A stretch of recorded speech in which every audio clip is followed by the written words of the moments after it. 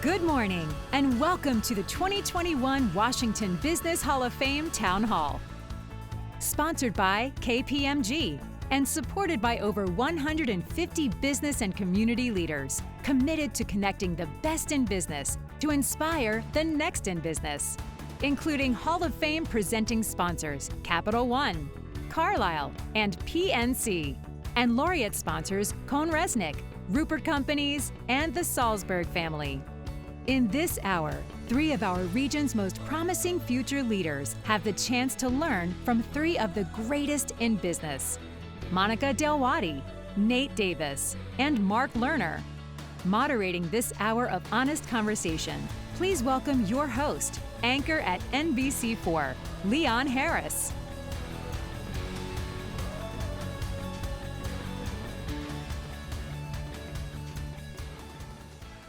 Hello, everyone. It's an honor to be your host for the 2nd annual Washington Business Hall of Fame Town Hall. I've been hosting the Hall of Fame for quite some time now, and you might be curious to know why. To be honest, while I am truly in awe of the incredible business greats who have been inducted into the Hall of Fame, it really is the work that Junior Achievement does for our kids that always draws me back. Every year, JA provides more than 40,000 students in our region with financial literacy and business education that sets them up for success long after high school. Connecting the best in business with the next in business is JA's century-long legacy, and aligning that with education, that is the cornerstone of the Washington Business Hall of Fame. And that's why this year's Hall of Fame is not just one single event. Instead, it's a full day of inspiration and opportunity. So following this town hall, stick around for our masterclass series full of advice for business leaders, students, everyone in between. And then finally, at 4 p.m., don't miss the Hall of Fame induction ceremony for our 2021 laureates: Virginia Ali, Russ Ramsey, Debbie Ratner-Salzberg, and Craig Rupert. These 4 trailblazers have lifetimes of knowledge and insight to share, and we just can't wait to celebrate them and welcome them into an elite group of inductees. Now, before we get to all of that, we've got a little bit of housekeeping before we start right now. This platform has everything that you need today to keep you learning, networking, and engaging, whether you're watching a program or waiting for one to begin. On the left-hand menu, you'll see today's agenda, bios of the laureates and masterclass speakers as well, sponsor profiles, a community wall to share pics of where you work and who you work with, what you do or what you love to do, and lots of networking opportunities, like such as an attendees list where you can set up your own profile and find other attendees and direct messages for anyone as long as the platform is up. And my favorite, live video chat rooms open all day long, so you can network even more, meet new folks, or get your own group together for a watch party or coffee break or happy hour or anything else you can think of. And for today's town hall event, we're also going to have a live chat box and live polling. You can always access them by the 2 tabs directly to the right of this player window. Opportunities are always what you make of them, and I encourage us all to take full advantage today. All right, one more thing. I believe in strong note-taking, as I learned. So today we have with us our very own note-taker, graphic recorder, Greg Gersh. Hey there, Greg. We are looking forward to your creative take on our discussion. We want to see what you can come up with. All right, now, without further ado, let's kick off the town hall. Today's theme is all around being a student for life. Now, if there's anything that we've realized in the past year and a half, it's that we're always learning. Whether you're a high school student, a stay-at-home parent, or a CEO, we've all faced unfamiliar challenges in 2020 and 2021. Maybe even made a few mistakes along the way we've learned from. Well, we've all learned something new and unexpected about our friends, families, communities, and most importantly, about ourselves, things that are going to shape the way we approach future decision-making. But as we go beyond these challenging times now, how can we position ourselves so that we use what we've learned and then continue to take it and learn along the way with it? Here to explain this important topic are our 3 panelists and quintessential role models both in business and in life. All right, first up, managing partner of the D.C. Metro region at Baker Tilly, Monica Dalwadi. Hi, Monica. Hi, hello. It's so good to see you today. Thank you for having me here. I am so honored to be a part of this group. I will tell you that I have taught junior achievement many times in my children's classrooms. And in part of doing that, one year when they were young in the first grade, we did the needs and wants exercise. We went out shopping, and my son made the difference between needs and wants, and I let him get both his needs and wants that day. I was so proud of the junior achievement curriculum and what he had learned in that time period. Basically, our job is to help our clients enhance and protect their value, and we do that through accounting and advisory services. And I'm really happy what our 400 professionals in DC and our 5,000 across the globe are doing. All right. Thanks, Monica. Well, your son's off to a great start. Jealous of him already. All right. Coming up next now, Executive Chairman of Stride. Please welcome Nate Davis. Hey there, Nate. It's great to be on the same stage with you. I appreciate it. And I appreciate being here with so many other really, really exciting people, Monica and Mark. And I'm really looking forward to meeting the students. The students are such high achievers, and I want to hear more about what you've done and find a way to help you in any way I can. We at Stride, a company that I work for, Stride is all about lifelong learning. We retrain and we reskill and we educate kids anywhere from kindergarten all the way up to young adults. So this is right in line with what we love to talk about. I'm looking forward to talking to you today. All right, great. Thanks, Nate. And we're looking forward to hearing what you've got to share with us today. And last but not least, 2020 Laureate, Principal at Lerner Enterprises and Managing Principal, Owner, and Vice Chairman of our World Series champion Washington Nationals. And true confession here, one of my favorite people in town, Mark Lerner is with us. Hey there, Mark. Hey, Leon. Great to see you, my friend. Welcome to Nate and Monica and the students also. Delighted to be here. Last year, going through the Laureate process was really amazing thing for me and my family. And I volunteered immediately to do this last year with Ed Grenier. I'm very excited to be here and look forward to a nice session. Yeah, we know you're always willing to share. That's one of the things we love about you. Thanks, Mark. Thanks to our panel. All right. I am so thrilled now to see all of you, but I know that our students are even more excited than I am. We've got 3 students with us from 2 local high schools, Potomac High School in Oxon Hill, Maryland, and Ballou High School in Anacostia, Washington, D.C. They were selected to ask their burning questions to our esteemed business panel. But these aren't just any students, folks. No. These are JA's 3DE students. Now, if you haven't heard of 3DE schools, I got to tell you, it is one of the greatest innovations in high school education. One of the coolest things I've ever heard of. 3DE by Junior Achievement literally re-engineers the traditional classroom experience to better reflect the complexities of the real world. Now, here's where students get a chance to learn key subjects like math, English, and science, but they do it through project-based case studies presented by real local businesses. This first-of-its-kind model is really changing the game for this region. So I really can't wait for you to hear from this special group of students that we've got joining us. So let's meet them right now. First up, hailing from Potomac High School, let's welcome 10th grader Mekhi Lewis. Hey there, Mekhi. How you doing? Thank you for having me. All right. Also with us from Potomac High School, we have 10th grader Abigail Martinez. Hi, Abigail.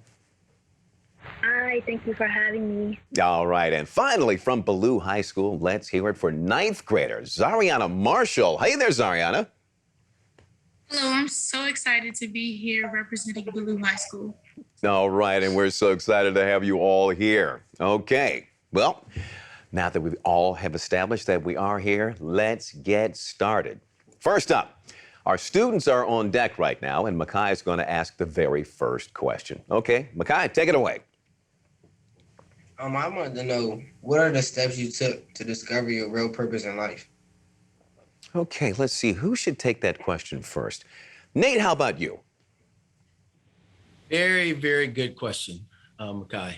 So listen, I may be controversial when I say this, but I don't think you take a step to learn your purpose in life. I think it's an ongoing process.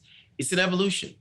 What you learn when you're in high school, what you learn when you're in college, if you go to college, what you learn next, it's an ongoing process of continuing development. For me, it was all about what I learned in the beginning, which was I loved math and I loved science and I loved the challenge of math and science. But then I realized that I really also enjoyed working with people. And so how can I combine that? I had mentors in my life who advised me to go into management. And once I went into management, I discovered that I not only could do this for technology businesses, I could do it for other businesses. And I continued to learn from people who I worked for, people who I worked with. And by the way, I learned from people who I didn't like, people who I couldn't stand working for or with. And so I said, I'm not going to do those things. Over time, you continue to learn. So for me, it started off with engineering and math and being in telecommunications and computing, a field that was growing dramatically. Once I was into that, I kind of drifted into media. And then from there, which was XM satellite radio. And then from there, I drifted into what my mom and dad were so passionate about, which was education. And once I learned how to apply technology to other fields, I wanted to apply technology to education. So for me, and I don't want to age myself, but I can tell you I'm probably the oldest person on this panel. I'm still learning today. And it's all about continuing to learn what's really good for you and how you can give back. And that started when I was 16 or 17 and continues today when I'm well into the number you don't want to hear. Yeah, that may be the most unique piece of advice I've heard given to a student. You may have to learn something from people you don't like. Actually, it's something that is a really good thing to know. Monica, I see you shaking your head on that one. Oh, there is 100%. You will work with all different types of individuals throughout your career and what you do. And it's interesting when I think about that question, what helped you define your purpose? I distinctly still remember being in the fourth grade in an economics fair, quickly seeing that the supply of what we had was very much less than the demand of what's out there. I tried to get my team to raise our prices substantially. Nobody would listen to me as a fourth grade capitalist. We ended up getting second place. And I'm like, well, this is it. I guess business is the route for me because I don't like being second in any of it. But I also had some other pivotal moments. After I had my first child, I got Bell's palsy. Half my face was paralyzed. Wasn't sure if I could be a business leader, be in the community, be public speaking, talking with clients, networking, couldn't, eat, drink without drooling everywhere. And so I said, this is a great community. Where we are in the DC metro region is just a phenomenal, supportive group of leaders, of colleagues, of friends. And there was so much support through all that. I said, I'm going to push through, find a way, make this happen, and then give back to others in every way that I possibly can. And one of the things I'm most passionate about now is diversity and inclusion, and how do we lift everybody in the business world and bring them into different opportunities. How about that? Mark, you want to take a stab at this question here? Well, my history a little bit different. Next year we're going to be in our 70th year at Lerner Enterprises, which is a real estate management and development company based in Rockville. And I was very lucky. I knew what I wanted to do from a very early age. I loved being with my father and watching him go about his business every week. He started with $250 borrowed from my mother. And so he's a rags to riches story. He started with selling as a concessionaire in Old Griffith Stadium in the 1940s. So he didn't have two nickels to rub together. So he was always my role model through business and life. And the baseball side of it started as a young age too. We were both passionate sports fans. And I said, I think when I was 8 years old to him, why can't we have one of these things? And it turned out our dreams came true. And it's been a wonderful experience giving back to our community through the great things that we do with our Washington Nationals philanthropies and all that brings. So yeah, I've been very blessed with a dad who just stuck with me in every shape, way. And I'm doing the same with my two young sons now. They're both in the business, and I just tell them, keep their minds open. You're going to learn something new every day. Don't think you know it all, and you'll be amazing. Just sometimes just sitting in a meeting, listening to other people, how much you learn. Mm-hmm. So an example of learning from people you love, and Nate's example of learning from people you may not. Mekhi, do you have a question you'd like to follow up on, or do you have another question for the panel? I just want to say thank you. God really gave me a lot of advice. I'm gonna really take that and really run with that. And we have no doubt that you will. All right. All right. Let's go to our next questioner, our next inquisitor. This one coming now from Abigail. Okay, Abigail, what's your question? Okay, so I know that during school, I'm sure you guys have obstacles, and I wanted to know what is a lesson a parent or someone has told you that you wish you understood at the time? Okay, once again, Monica's nodding first, so we'll go to her first on this one, huh? Monica? There were so many instances that I remember of learning lessons, but one that I can remember distinctly was when I was traveling and young, traveling to a couple of different countries, and there would be things that would happen that were completely out of your control. A train strike would occur. You would lose electricity in a town in Africa and not have the opportunity to get the work done that you needed to get done. And I remember a mentor that I was working with telling me, focus on what you can control. And what can I control in those particular instances? I can control the fact that I have a vehicle and we can go buy a brick of electricity if we need it to get the day going. I can control that I know how to try to look up different train schedules and find a different way and transport to get around. And so there is so much when we think about a global pandemic that is out of our control, and learning that lesson early on of focus on what I can control has been very, very helpful. Very interesting. Mark? Well, I think that we've all learned so much through the pandemic. It certainly helped me realize that the world can change so quickly. It's really changed the way I approach a lot of things now. Just, how much more I can accomplish just sitting here doing Zoom calls versus being in the office. I realize I can accomplish more because I'm not interrupted. It's as much as I would be just sitting there. So, and I believe that it's everything that we've done during this pandemic has just taught us how precious life is and how important it is that you can't be just driven by business. You got to think about your family too.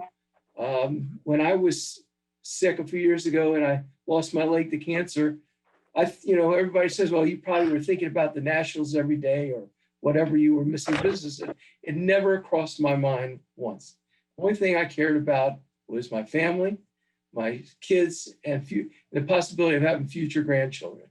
And that's what drove me to get well and fight as hard as I did to get back to where I am now, because I almost died twice. So it's everything in the last few years between the pandemic and my health has really changed everything, every way I approach anything in life now. I can see how that would really, really give you a different sense of perspective than you may have had 10 years ago or when you were a high schooler, that's for sure. I can imagine that. Nate, how about with you? It's an interesting thing. I think back, my mom is deceased, and I think about the impact she had on me. While I think that everybody has to be smart, you have to be intelligent in order to achieve in life. But one of the things that everybody can do, no matter how smart you are, is how hard you work. And I remember my mom telling me one time when I came home with a test, and I was proud of it, I got a B+. It was 17 out of 20 questions answered right. And she said, that's nice, but that's 3 questions you didn't study hard enough for. I was devastated. How could you say that to me? But I've learned over the years that hard work will cause you and allow you to get to that next level. Whatever level you're at, whether you're at a level of a C or a B, you can always work a little harder and get there. And so I believe that the devil is in the details, understanding hard work, understand what you don't know. I want to get better. I want to learn more. I want to understand more. I want to improve my skills. All of those things are what's going to help you in life. Mm-hmm. And it's never, never, never enough. You should always continue to say to yourself, how much more can I do? How can I work a little harder? Every athlete we know, we talk about athletes on TV and we say, that person really works hard at their craft. They work over the summer. They're working out. They work over and over again. We talk about Steph Curry and the fact that he takes 500 jump shots, or Ray Allen takes 500 jump shots every day. Well, that's why they're so good. And for every one of us, it's the same thing in life. Whatever you're working on, you can work harder. And the harder you work, the better you're going to get and the more you're going to achieve. And I think that's helped me throughout my life. Nate, if I could just add one little note of mine that I would like to add to yours, it's if you pick the right friends who are pushing themselves the same way, you'd be amazed at how much easier it is for you to push yourself that same way. You mentioned, Steph Curry. Well, he's out there shooting the extra 500 shots, but he sees there are other people. He saw Michael Jordan doing it before him. He saw other players doing it before him, and he followed their example. And he made friends with those kind of athletes that push themselves that way. You make friends with the kind of kids your age who are also pushing themselves that same way, you'd be amazed at how much easier you find yourself doing the same things that Nate was talking about here, about pushing yourself that extra little degree. When you see you're not alone doing it, it gets a heck of a lot easier. Abigail, would you like to follow up on that? I would add so go ahead, Mark. One word to that. I would add one word to that if you said to me, what's one word you could share with everybody? Be passionate about whatever you do. There you go. Because that's what gets me up on Monday mornings and fuels me for all these years. And you got to love what you're doing. Yeah, absolutely. Absolutely. Abigail, final thought? I want to appreciate all of you. Thank you. The advice was really great. Awesome. Awesome. And we know you're going to do something with it, too. And we'll be watching. All right. Zarianna, you're up next. Okay, so I wanted to know if you could go back in time and give advice to your future self, your past self, what would you say? Ooh, okay. I tell you what, Mark, you go first on this one. Boy, that's a good question. I think the best advice I would give myself is be patient. Sometimes I'm very driven. And sometimes I just got to pull back and watch the world around me and listen. And it's like I said earlier, it's amazing what you learn just sitting there listening in a meeting or whatever. I've told that to my boys. My boys are just got into business recently, and I so enjoy just sitting in a room, not even doing anything, just listening to them go through the same process I went through over the last 46 years. And they've taken parts of my advice, but I think that's the most important thing. You got to be passionate, you got to be a good listener, and just be patient, and it'll come to you. It'll come to you. Interesting, Monica. How about you? What would you say to your teenage self?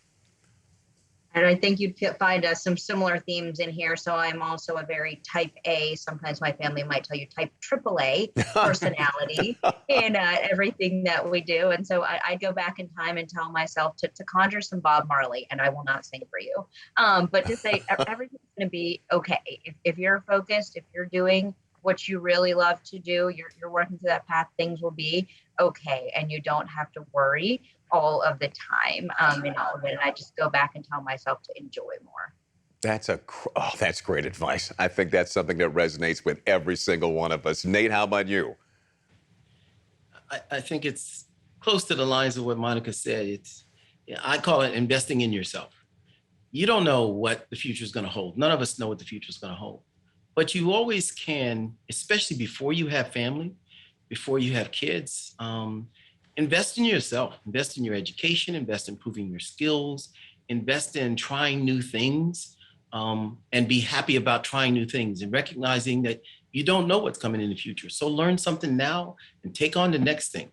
If you're in a company, transfer after a year or two of one job, transfer to another job. After doing that, transfer to something else. Go try a couple of different jobs, be an entrepreneur, start your own business. Whatever you try to do, understand that being successful and failing at the age of 19, 20, 22, 24, there's nothing wrong with that. Be happy about what you try the next thing. And you'll find in that process something that you love. And then go back to what Mark said. Once you find the thing you love, then you're going to find you're going to be better. You're going to perform better. You're going to grow more because you found what you love. But you can't always find it on the first try. So keep trying. Keep focusing, keep going, invest in your education, invest in your improving your skills, invest in the background you have. Just keep trying new things, especially when you're young. Tell all young people, do not believe that the first thing I got to do, I got to be better at that for the next 20 years. No, you might try something completely different.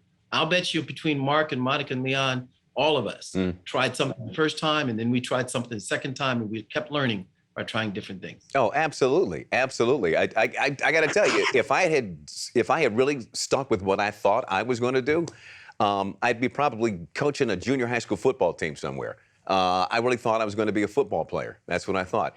But I had a couple of people, some adults in my life who steered me in some different directions, made me think of myself in a different way, told me to try a few things. I started my first job in this business that I'm in now. I was a quasi-engineer. I ran satellite dishes around the world. I never thought I'd be on the air. That never occurred to me as something to do.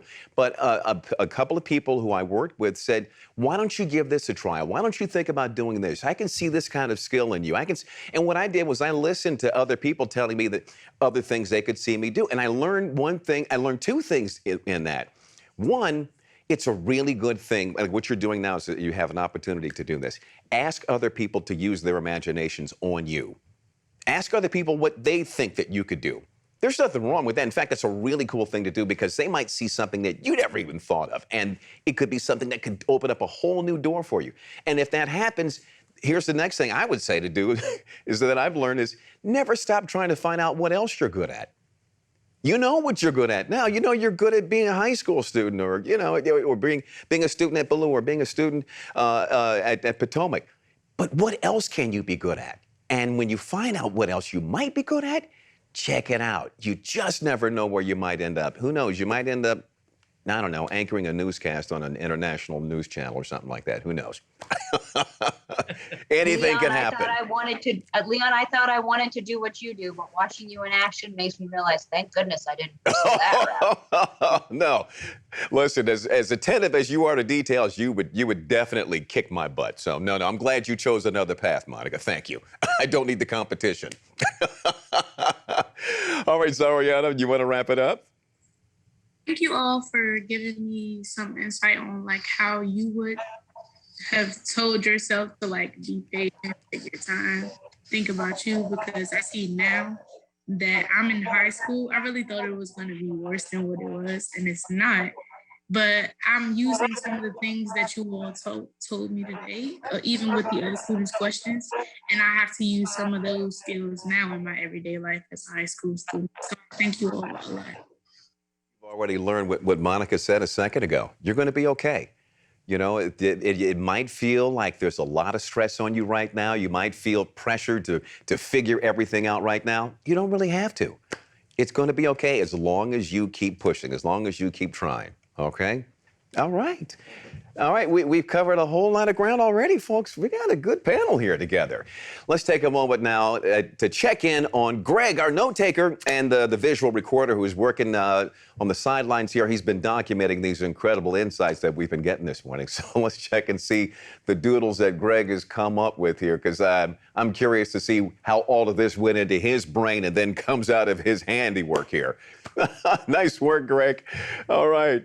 Never has the phrase, the art of the conversation made so much sense. We appreciate that, Greg. We love watching your work, and we're going to check back with you in just a bit and see what else you come up with. All right? Okay. Now it's time, folks, to flip the script. Okay, Monica, Nate, Mark, from the outside, it certainly looks like you got it all figured out. All right? However, we know that leaders like you always strive to learn yourselves, and there's always room to grow no matter where you are in your life and your career. So I think it's fair to say that we can learn from anyone in our lives, regardless of their age, their job, or their circumstance, or where they come from. I know I've certainly learned a ton from the students in my life across the last 2 years, watching them weather this pandemic and the virtual learning challenges, and seeing these young people staying resilient despite the enormous challenges thrown their way at such a young age. It has really been inspiring for me to see how smart and adaptable this next generation is coming up behind us. So with that in mind, and in the spirit of continual learning, Monica, let's turn it to you. Do you have a question that you would like to ask any of the students? I do. I'm very curious to hear from any of you, Mekhi, Zarianna, or Abigail. what should today's business leaders, what should we know to engage you more in our organizations? What would attract and entice you to join different organizations and really become a leader in one of them? Okay. How about Abigail? You start with that one. Where would you like the grown-ups to come to find to meet students like you? I think the grown-ups should come like to the schools because you could see all the different social groups and you can tell there's a lot of differences, and it would be good to gather information in all of us because you're just seeing how we all have our differences, and it would be good like if we could incorporate that in a business. Okay. Mekhi, how about you? Do you have some thoughts on that? Where do you think that corporations and the adults who represent them, like the panelists that we have here today, where they should be coming to connect with students like you? Piggyback on what Abigail said, coming to different schools, like all you have to do is just come talk to the students. The students really can teach you different things, and you can learn from them, and they can learn from you. Okay. Very practical. And how about you, Zarianna? You have thoughts on that? I agree with Abigail and Mekhi. I feel like if you guys observe the students and how they are learning and if you take interest in what they're interested in, that you will see that we have like a lot of options and a lot of things that we like. And I think that you observing us will like give you guys ideas of how to make your programs more interesting for us to want to join or think like maybe take interest in, because me myself, I wanted to stick with one specific thing that I wanted to do, but listening to you all today, and my mother has told me the same thing you guys are telling me. I need to keep my options open and look into different things because you never know what you want to truly do or what path you want to take your life. Okay. Hey, before we let you guys go off of this, for the students, I noticed none of you said anything about some social media platform to come to find you or to meet you or connect with you. Why is that? You all mentioned you were suggesting direct contact with you face to face in the schools. Is that something you think is better or more effective than trying to connect with young people and finding students like you using some sort of social media platform in one way or another, Abigail? Yeah, I do think direct contact is better because sometimes if you're online, you're going to have a different perspective on things because sometimes you might be saying one thing but do another thing. So it's just better because you can physically see how the person is responding to you. And see, now you sound like an old person. Now you sound like you sound like one of us. What do you think about that, Zarianna? I agree with what Abigail is saying because I feel like if you are trying to keep in contact with us or get to us through social media, I feel like there are a lot of distractions that comes in. But if I can see the way you're physically reacting to me and I know that you're watching the way I'm reacting to you, I know that there's because I can read you personally, like if I'm with you in physical, I can read your reactions to what I'm saying and know that you're actually listening. But I feel like if I'm going to talk to you through social media, that I'm going to get distracted a lot and I'm not going to be able to stay focused because I know I have a very short attention span. So it takes a lot for me to focus on one thing. And I feel like a lot of students have that problem. Yeah. Mekhi, you got a thought on that? I agree with both of them because last year when we were virtual, right? I was really getting distracted, being at home and the teaching is different too. When I come to school, I really can feel when my teacher is teaching, she can come to me or him, come to me one-on-one, we could talk about work and really get it done. And online it's just, all right, I'm gonna do it. And, you're not really trying to really understand. I love this. This craving for real human interaction. This is one of the things that we talk about behind the scenes all the time, about this possibly being a byproduct of this pandemic and us having to live this virtual experience for the last 2 years. We may be now realizing how much we really do need that real human person-to-person contact. All right, let's move on to our next question from our panelists. Okay, Nate, how about you? You have a question for the students? I do, and I want to describe first the definition of learning is not just what you do in school, it's what you do in life, friends, family, school, all of these things are learning. So what inspires you the most about the learning process? Second part, what would make it better? And third, most importantly, how will you use that in the future? Okay, how about that? Let's see. What inspires you? How would you like to use it in the future? And how can you make it better? Okay, Mekhi, let's start with you. What inspires me to go out and learn is like to expand my vocabulary, things that I see and things that I do, and like the experience you can get from it and the lesson that you can learn from it too. What was the next question? How can you make that experience better? What can you do to better improve that experience that inspires you? Going out like with your family, friends, or even by yourself, going out, trying new things, and like really trying to get hands-on. Mm-hmm. Yes, that's a great approach. How about with you, Zarianna?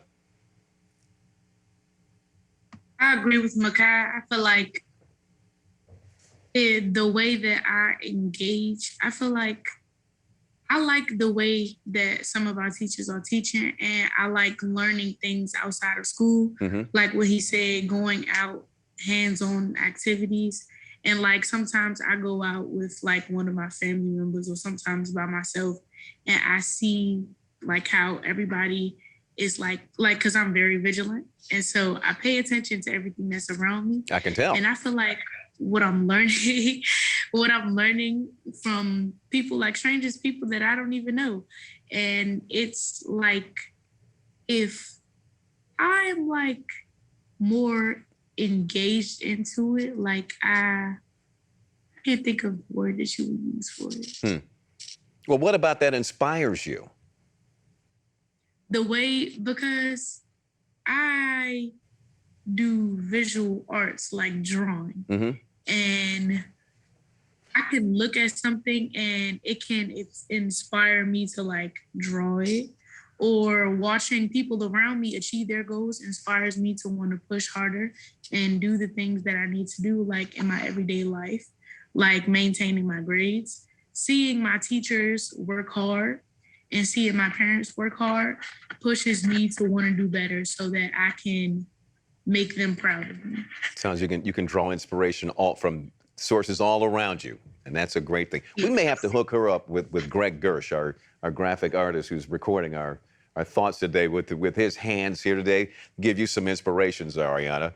Abigail, how about you? What inspires you, and what do you think you can do to make that experience better and then use it when you go on with the rest of your life? So what inspires me are my future goals. I want to be able to I want to get a mastery in dentistry. And it's just, what was the other question? What is it that you think you need to have or to do to make the experiences that inspire you even better? Something that I would need is just support from my families, my friends, because it's easy to get sidetracked, and knowing you have someone there to support you or to get you back to your main focus would really help. Yeah, and Abigail, that is something that we can all tell you from our experience. That is why it is so important to pick the right friends. Your friends are going to be around you even more than your family may be. So having the right people around you will serve that purpose for you and keep you inspired that way. All right. Dan, can I add something? Yeah, sure. Go ahead. You know, a point that ties together the question Monica and I asked, as well as Mekhi and Abigail and Zarianna's answers. And that is, the world of education has given this a name. It's called project-based learning.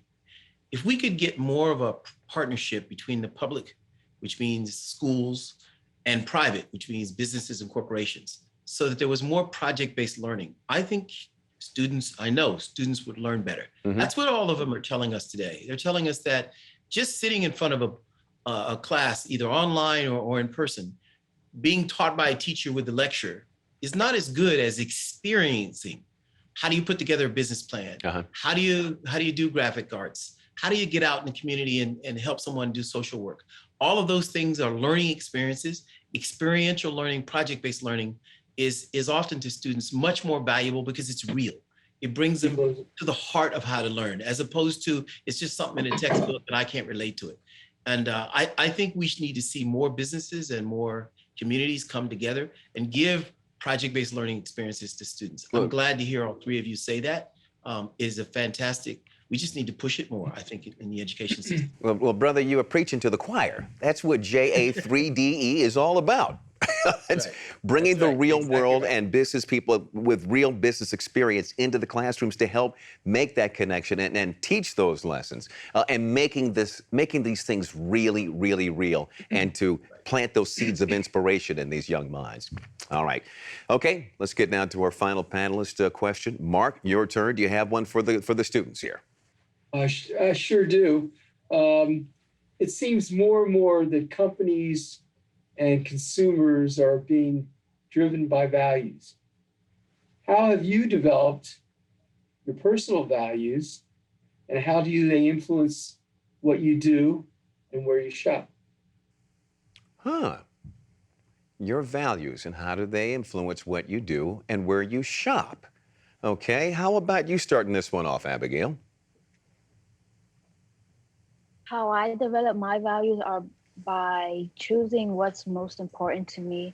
So if I value a family, like a family type of environment, supporting like small Hispanic businesses, and it impacts where I shop, because I want to go somewhere where they support and contribute to helping others, and making sure that they're not just benefiting from them, but also the community itself is benefiting from them. Oh, okay. Zarianna, your turn. You shaking your head there. You have some thoughts on this? I agree with what Abigail is saying. Like, when I think about my family, because a lot of people in my family are starting their own businesses, like makeup lines, hair lines, and lash lines for like eyelashes.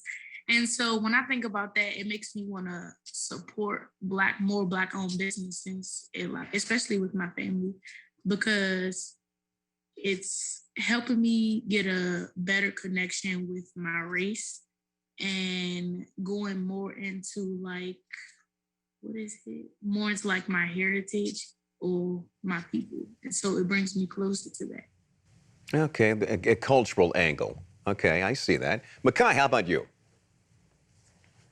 I agree with what she just said.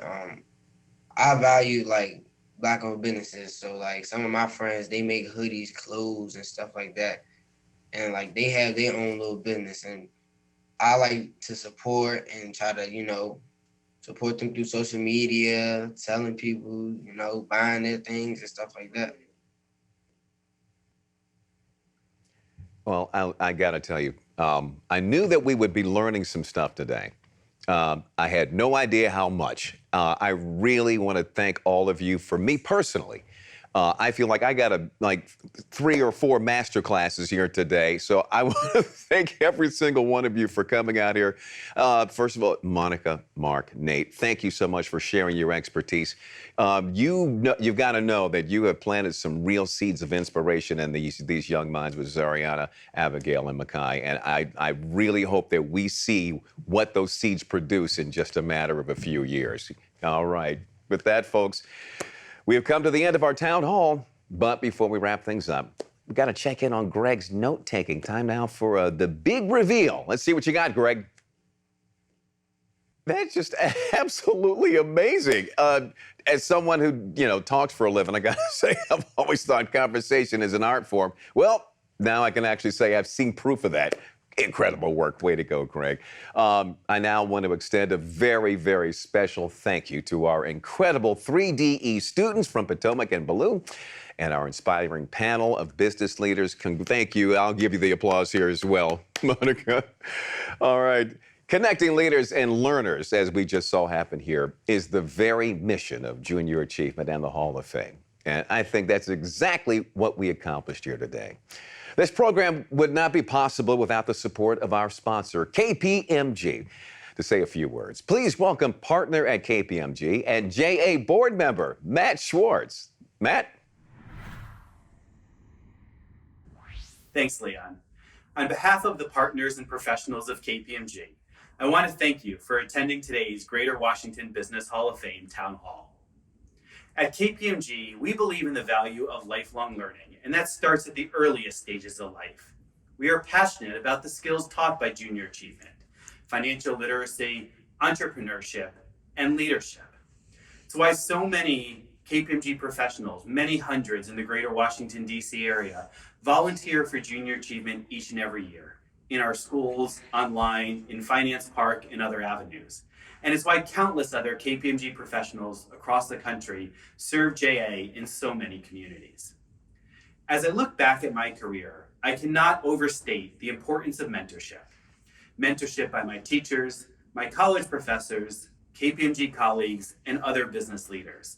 And that's what today's event is all about. It's about bringing together the business leaders of the Greater Washington, D.C. area, together with our student leaders, our future community leaders, in the spirit of mentorship. And with that, back to you, Leon. Thank you, Matt, and thank you, KPMG, for helping to bring such a wonderful event together. Don't forget, coming up right after this, folks, is the Washington Business Hall of Fame Masterclass Series. These classes offer you a look inside the minds of some of DC's greatest business and community leaders, like Dennis Ratner, Rosie Allen Herring, Peter Scher, and Deborah Rutter. You can check out the full listing of the presenters and their topics by clicking on the 2021 Masterclasses tab on the virtual platform.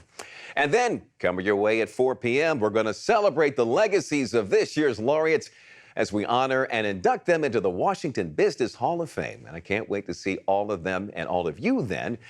But until then, learn a lot and happy networking. We'll see you down the road.